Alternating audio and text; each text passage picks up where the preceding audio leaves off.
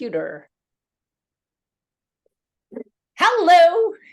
Hello. How are you? I'm good. Coffee with coaches, but I got my water again today. Already had coffee early. Ah, there you are. I'm double fisting. Next time I'm going to have my coffee again, but I had it early this morning. Hey, Shannon. Hi, how are you? Good. I'm so excited. Okay. Great topic today. Yes, we are talking about hiding from our grief and the importance of healing and why we need to stop pushing it under the rug. Covering up the grief. Yep. Are we hiding from it? That's a good topic. Yeah. My name is Shannon, and I am a coach who helps women heal after miscarriage. And I'm Heike Fallon, and I'm a coach also, but my clients are mainly the ones that are stressed, fatigued, worn out, and really need to create better habits to create really the life they love. They may have gone through grief as well. So that's why I think this topic is super important.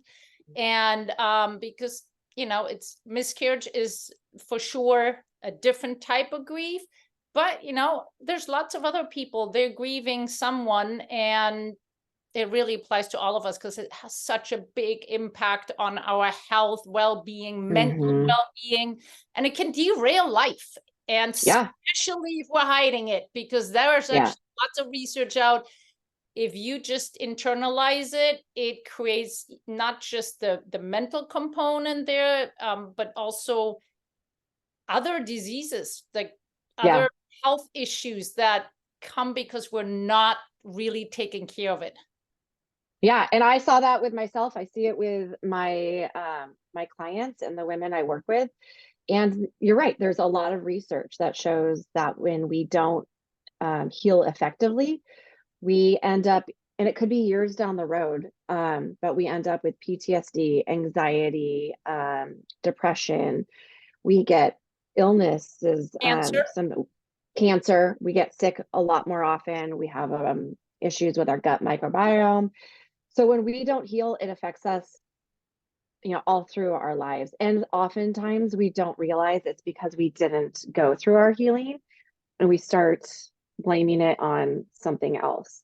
My friend made a good comment. She said, when we sweep something under the rug, the only thing we get is a lumpy rug. So it doesn't do any good to ignore the grief. So it's hard to deal with it in the moment. It's hard to deal with it at the time. And we do want to run away from it, and we do want to hide, but that's not going to help us later. It's going to make us disconnected from ourselves. It's going to make us disconnected from our family and our loved ones.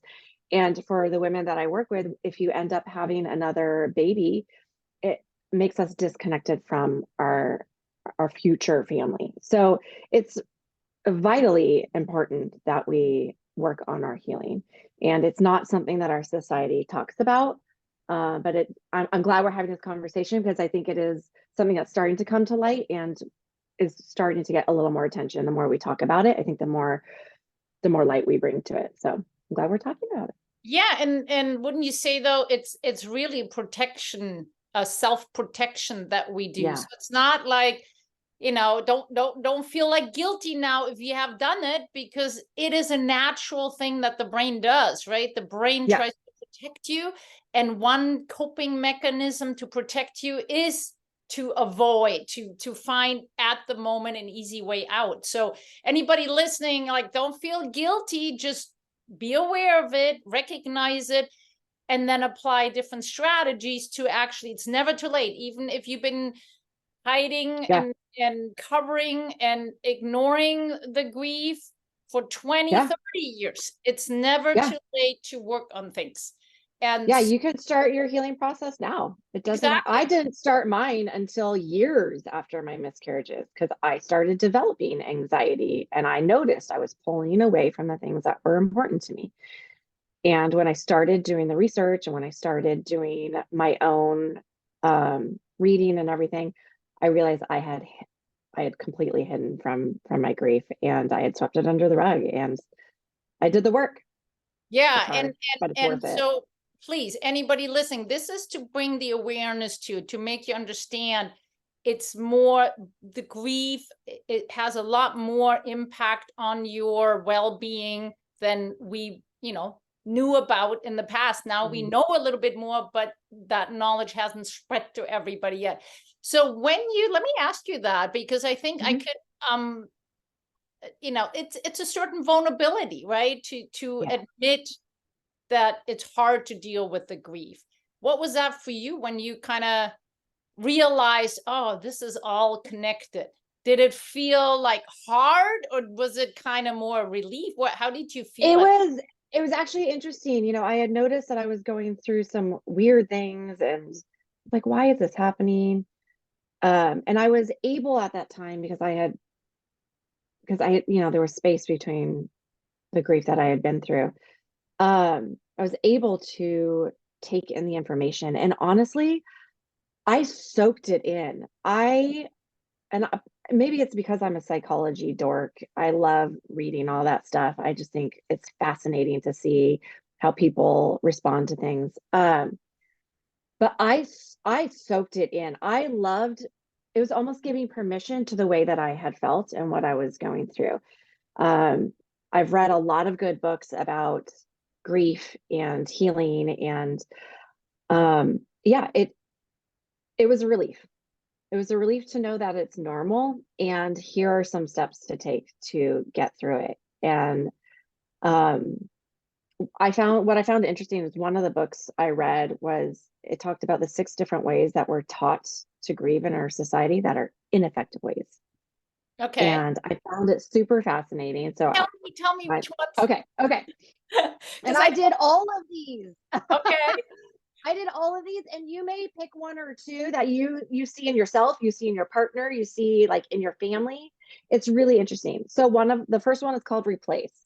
So what the author talked about is, sometimes like let's say a family dog dies and our child comes up to us and says, "Oh my gosh, our dog died," and we say, "Okay, we're gonna replace the loss. We're just gonna get a new one." But you don't actually validate the feelings that they're going through. You just replace it, right? For women who are going through miscarriages, very often people will say, you can just get pregnant again. And that's what I did. I was like, I'm not going to deal with this grief. I'm just going to get pregnant again and it'll be fine. I'm going to replace the loss. The second one is when people say, don't feel bad. So, okay, again, you're told not to feel your emotions. The third one is grieve alone. I was queen of this. I would go into my room and hide under my covers and grieve by myself. And oftentimes we're taught to do this by ourselves, that we shouldn't ask for help. And we need help. We need community. We need support. Give it time. This is I think the one that I hear all the time. Just give it time. It'll be okay. Just give it time. Again, we're not experiencing the emotions. We just think that as long as, I give it time, it's going to go away. But that's not actually helping us. Be strong for others. So in my case, I had already had a son, and, a lot of people would say to me, be strong for your kids, be strong for your son, be strong for your family. And it's like, okay, but am I allowed to cry? How about me? Right. Can I just cry? So that's one of them. This one, keep busy. Just keep busy, and then you don't have to let those emotions in. I'm just gonna go, work out, or which you should actually work out, but I'm gonna cover it all. Yep. Yeah, excessively busy, or excessively working out, and really filling every moment to not even let any real emotions come up. Yeah. And and I'm not saying, the first few weeks of grief, when something really hard happens, you give yourself time to just sit and, if you need to watch Netflix and eat the crappy food and do all that, it's fine. But also know that you are going to need to feel the emotions and experience them at some point. Yeah, and again, this is great, because I think that's we all, some, like, I think almost everybody at some point had a loss, right? It's, again, slightly different with miscarriages, but I definitely, my dad passed away kind of early, and so there's a grief, and there's definitely, I recognize definitely some things that you said, but the key is really, that who do you talk to? Because oftentimes, yeah, you need support, right? But I've learned over the years too, in other situations, to like the right people, the right community, Yeah. because I Safe notice people. even with other people, yeah, like, you have maybe a family member that is a support, but I noticed too, there's a huge, huge benefit to really connect with people who had similar experiences. Yeah.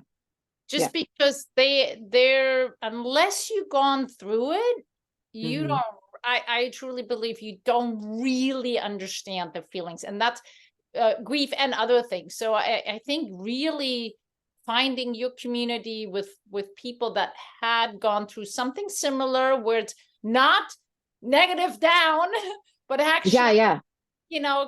support and effective support. And I'm pretty sure we talk about that in a minute. What can we all do, right? But effective support to positively move forward rather than Right. ignoring or going down the negative route. So finding the Yeah, and that is actually one of the effective ways to heal, is finding community. And we really work hard to do that in my community group.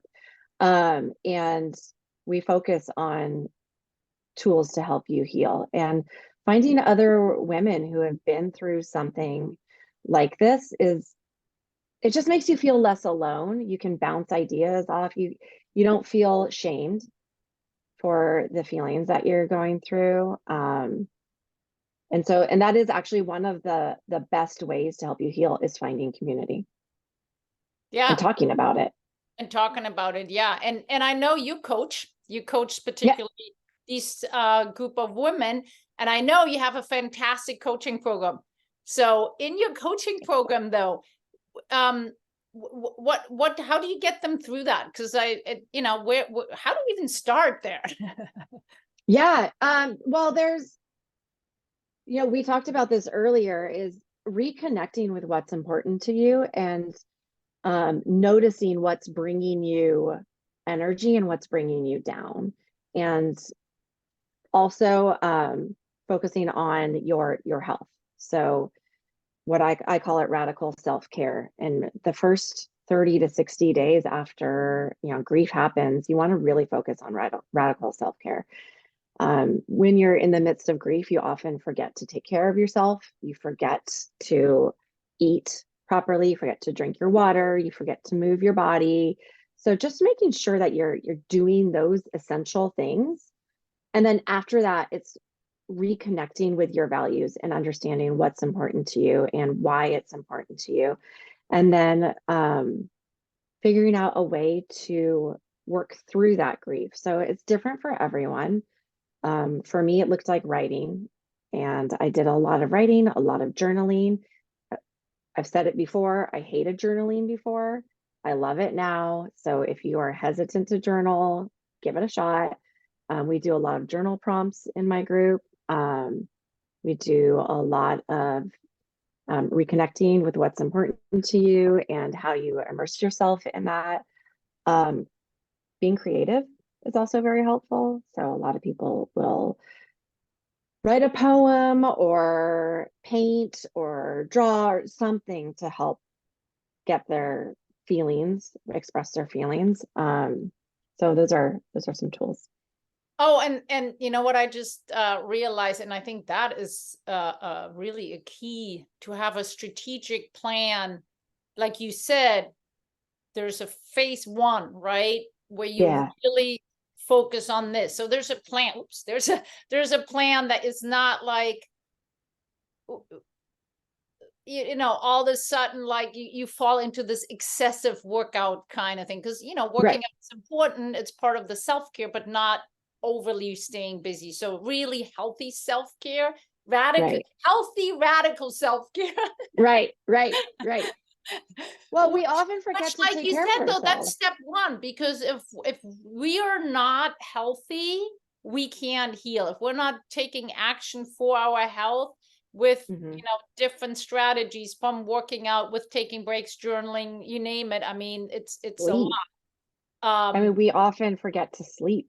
Yeah, sleep. I mean, there's a lot of different things that fall into the self-care, and especially the radical self-care, to get Yeah. you back up to a certain level where then you can actually start really addressing the healing process. Because and this is, I'm like, I haven't read a study, maybe you have, but I can see somebody staying in their grief, and because they never really start fully taking kind of holistically care of themselves, they end up kind of staying here. They never make Yeah. that jump to a level where we can cognitively really address our situation. Yeah. Like you said. I've written about that before. Like, are you comfortable in your grief? Because you can get really Oh, comfortable yeah. in just feeling like crap. And then And it becomes the new normal, right? I mean, yeah, just kind of, it's part. yeah. And it's there comes a point where you say, okay, is this how I want to feel for the rest of my life? Or do I want to push myself out of that comfort zone and figure out what's going on? And for a long time, I was stuck in that. I was like, okay, I'm comfortable in this. This is where I am. This is what I'm doing. And it took coaching for me Yeah. to get myself out of it Yeah.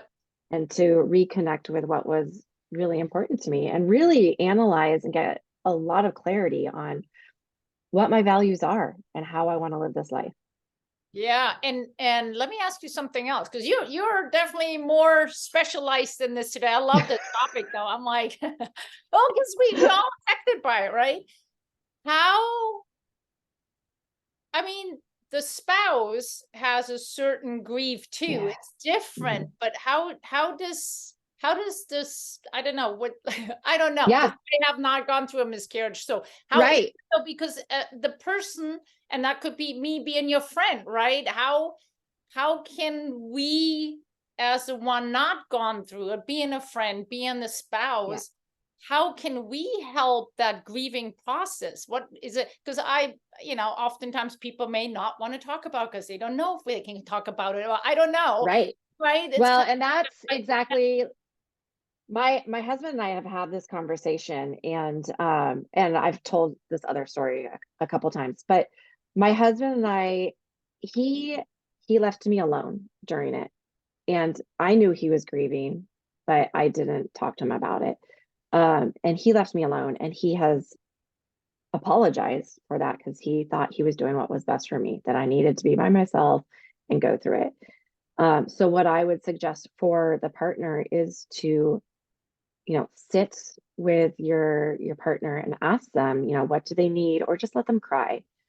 Don't don't rush the grief process. It does take a while. You may feel that it's taking her too long, but it's going to take however long it's going to take. The best thing that I had was I had a friend that was a teacher at the time when I was going through all of my losses. Um, I had a friend who was a teacher who came into my classroom at the end of the day, and she sat down with me, and I remember we were sitting on the ground, and she said, she wasn't married. She didn't have children. She had no idea. She's like, I don't know what you've been through. I don't understand what you've been through. So I Googled it. And she said, I don't know what to say, except I'm so sorry you're going through this. And if you ever need someone to talk to or just listen, I'm here for you. And that was all I needed in the person that I talked to. And we would go on runs or walks together, and she would just let me talk. And she wouldn't try to fix it. She wouldn't try to change what I was experiencing. She simply just validated it and said, I'm so sorry you're going through this. Those are literally the only words that you need to say. I I am so sorry you're going through this. yeah, and that's for any grief. I mean, Yes. not just miscarriage, any grief. But that's so much better than avoiding or not saying anything. Yes. Because we want to talk about it. That's one of the best ways to grieve is to tell your story. That's one of the best ways to heal. You want to tell your story. And sometimes it takes us telling it over and over and over to let it go through our body and to release it.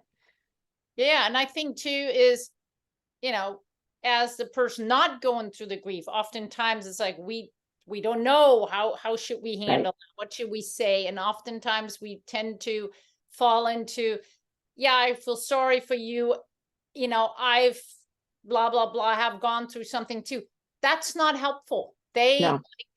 The person grieving at the moment doesn't want to hear more about other grief stuff. They Right. really like just saying, hey, I'm sorry you're going through this. I'm here for you is enough. Yeah. Yeah. Actually better than going deeper on other things. Let the person grieving actually come to you, and whenever they're ready to have the conversation, open the channel and then Right. be open to them and when whatever they like to share. And if you aren't sure what, if they want to talk about it or not, just ask them. Yeah. You just need to ask them, hey, do you want to talk about it? Hey, do you mind if I bring up their name? Hey, da, da, da, like, or is this something you don't want to talk about? Just ask. Yeah. And the person will say, like, hey, I'm not in the mood to talk about it right now, maybe later. Or, yeah, I love talking about it. It really helps me. Da, da, da. Just ask. Literally, just ask. Don't overthink. Yeah. That's yeah. And I, queen of overthinker, I would go, I mean, I was the person who at a funeral, I was like, I don't know what to say. I don't know what to do. I'm just gonna, and I would just blah, blah, blah, whatever would come out of my mouth. No, that's what I'm saying. It's like any grief. It's like we need to learn to just be Sit with it. asked hey, how do you feel? Do you want to have a conversation? Are you ready to socialize? Do you feel like not? That's fine. I'm always here for you. Just keeping the channel open. But just even saying that oftentimes, as you shared, has a huge impact. Just somebody going, I see, that it's a struggle and I'm sorry, I can't really relate, but that's okay. Yeah. Yeah. I mean, it's been 8 years since my last miscarriage, and I still remember her words. So just being a compassionate, understanding person. So what strategies particularly do you think are most important? I know you said self-care. The radical self-care is one, to start with, and then digging deeper into redefining or reigniting, I should say, your values, your purpose, your mission, whatever it be, and wherever your relationships, and really gaining the clarity of who you are and making sure you're not identifying yourself with the grief and getting sucked into that being the new normal. But what specific strategies did you find are being extremely helpful? Writing out your story.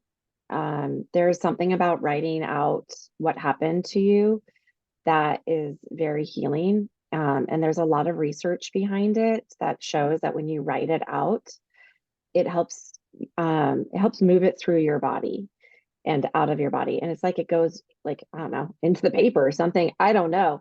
But the important part is to not do it for more than 15 to 20 minutes. Otherwise, you get into a grief spiral. So if your story, if it takes a while to write it out, for me, it took like 3 to 4 days to write everything out. Do it over a 3 to 4 day period. Just don't go over 15 to 20 minutes. Make sure you have tissue with you, some water.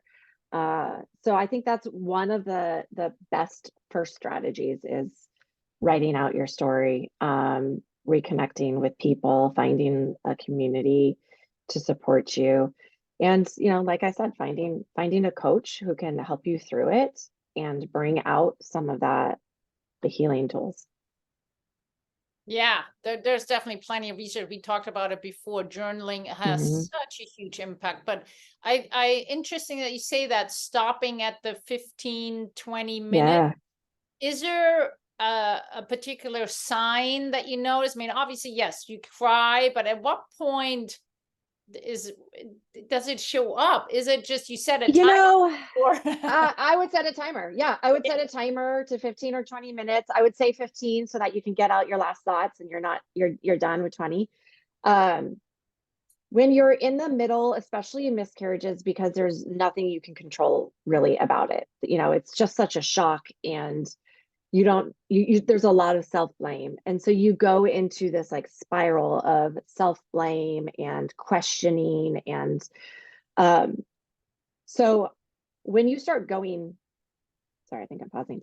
When you start going through all of that, that's when you stop. There was a lot of time when I was going through my grief, when I was just scrolling on the phone all the time, just trying to find answers, and you get into this weird spiral of doubt, shame, self-blame. So when you catch that then you definitely gone too far. So Yeah. Don't get there. Don't get there. Stop right before where you realize the things in your head, like, oh my God, it's me, I'm the problem, or what did I do wrong? Those kind of thoughts are really the flags that come up, and you should. You just want to write your story from your perspective. Yeah. And sometimes, a little bit later, if you want to write the story from someone else's perspective, from your partner's perspective, that will give you some self-awareness and compassion towards the other person and what they've been going through. And then that helps with your relationship, because it helps you realize, like, oh, they were going through something as well. It's not just me, we're in this together. And then how are we going to work on this together? Yeah. And one more thing is that you said earlier too, is the exercising, right? We know, I mean, that's my part, right? As well as exercising has such an impact on everything, not just for your physical health. We know now, if for 100% sure, it impacts your emotional health. And oftentimes, especially when we don't feel getting when you out of bed, don't want to do it, right? When you don't want to do it is when it's good to do. But what I always say to my clients too is, that's not when you have to go run a marathon. You don't have to go to the gym and do your regular program. Just put the shoes on and say, I'm going to walk 1 block. Yep.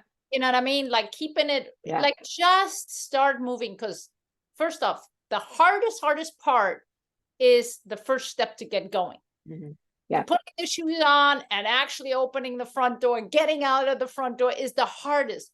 Once you start walking, and I've had times where I was struggling with something, and I'm like, okay, I'm just gonna do 1 block. But you get out there, and all of a sudden it turns into more. I'm here, I'll do 2, and yada. It turned 2 into like at least a 15-minute walk or something like that. So really, walking is really important. And I would say when you're in the middle of a miscarriage, there's a lot of pain, there's a lot that you're going through. You may not want to walk. Maybe just stretch. And start there. But maybe after a week, a couple days or a week, you say, okay, I'm going to go outside and I'm going to walk. And here's, the science behind it is when you're actually walking forward, your eyes are processing the stress. So, and it's moving that stress out of you. So when you walk forward, you're helping your stress. So try. No, no, I was done. I just want to throw out another component too. As soon as we moved, again, doesn't need to be a walk. If you feel like on the walk isn't your thing, if you feel like also you need to like bring your heart rate up, or dance, or stretch, or just Tai Chi, or whatever it be for you. It doesn't, and some people like it more when their heart rate goes up. That helps them more. But the key is when you're moving, you're actually stimulating the cerebellum, and the cerebellum feeds into your frontal cortex.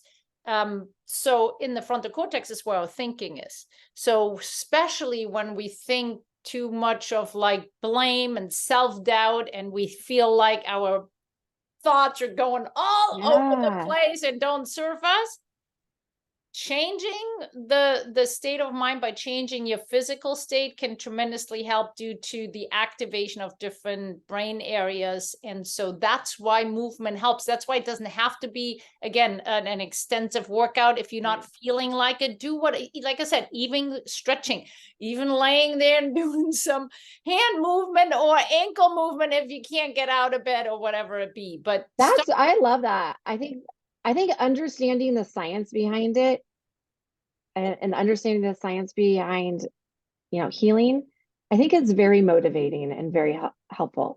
You asked earlier about how I felt when I started doing my healing. When I understood the science behind everything, I knew why I needed to do certain things. And I just think it's so interesting because we may not be motivated to go on a walk or to move our body because we don't get it. Like, we say, okay, what's that going to do? Yeah, When I feel the terrible, science behind it, yeah, it's I feel like it's more motivating. You get it. You get the reason as to why it works. You might also feel not the effect until you've done it a little bit regularly. So the first couple times may feel awful. They feel like, why am I doing this? Ugh, this, it's not fun. I'm like, I don't get it. I don't feel different.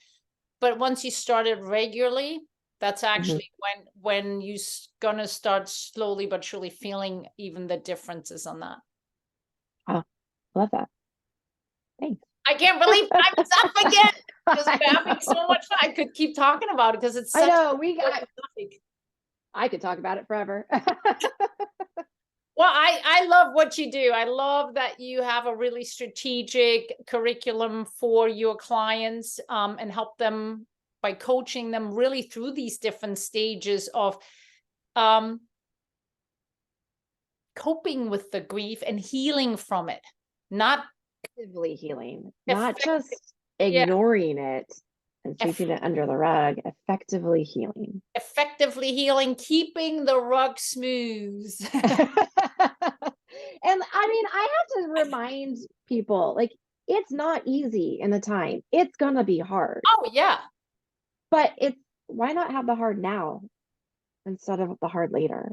And as we said, it has shown with research, we end up with other health issues, challenges from depression, anxiety that manifests itself even stronger to cancer, to other health diseases that are related to stress, related to it. So there's as the one book too is The Body Keeps the Score, right? Yes. Oh my God. I highlighted that whole book. So it is true. We're not doing ourselves a favor. We're not serving ourselves, and if we're not healing, we're not going to be the best version of ourselves for everybody else around us either. So awesome, Shannon! I'm excited. Yeah, I'm excited for next time. This was awesome, and I hope everybody watching this got a lot out of it. Below, you'll find all information too, how to reach Shannon, how to reach me, and I'll see you next time.